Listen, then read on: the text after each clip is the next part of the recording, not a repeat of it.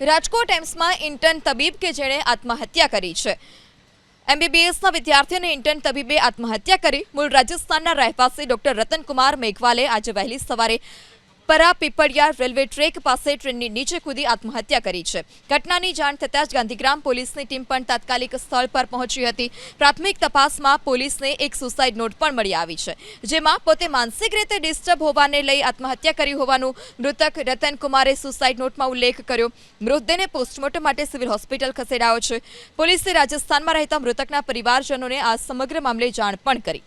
તપાસમાં એવો પણ ખુલાસો થયો છે કે ડોક્ટર રતનકુમારે અગાઉ 28 જાન્યુઆરીએ પણ આત્મહત્યા માટે પ્રયાસ કર્યો હતો, ત્યારે પણ તે વહેલી સવારે હોસ્ટેલમાંથી નીકળ્યો, પરાપીપળિયા રેલવે ટ્રેક પર પહોંચવા આત્મહત્યા કરવા માટે પહોંચ્યો। જોકે ગ્રામજનોએ તેને ત્યાંથી બચાવી લીધો અને ત્યારબાદ તેને પરિવારને પણ સોંપ્યો હતો। આ અગાઉ તેનું કાઉન્સેલિંગ પણ કરી દેવામાં આવ્યું હતું।